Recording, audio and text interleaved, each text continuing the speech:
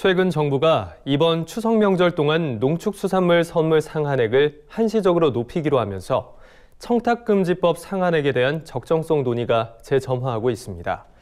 일각에선 이번 기회에 청탁금지법 상한액을 전면 확대하자는 주장이 제기됐고, 국회에는 2년마다 상한액의 타당성을 검토하도록 하는 청탁금지법 개정안이 제출돼 입법 절차가 진행 중입니다. 김길수 기자가 보도합니다.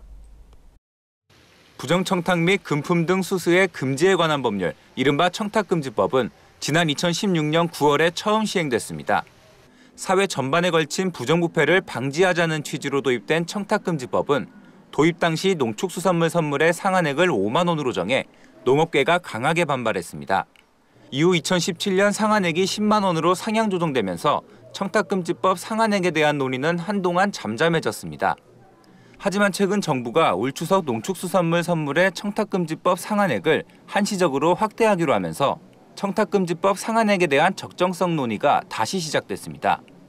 지난 7일 국민권익위원회는 코로나19와 연이은 자연재해로 어려움을 겪고 있는 농축수산업계를 고려해 이번 추석 명절 동안 농축수산물과 농축수산 가공품 선물 상한액을 10만 원에서 20만 원으로 2배 높이는 청탁금지법 시행령 개정안을 의결했습니다.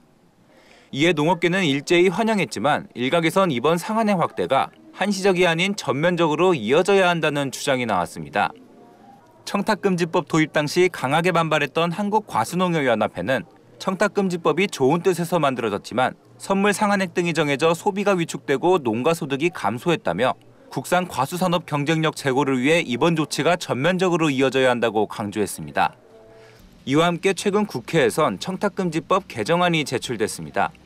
국민의힘 전봉민 의원은 동료 의원들과 함께 청탁금지법 상한액 재검토를 골자로 하는 개정안을 마련했고 지난 16일 이를 대표 발의했습니다.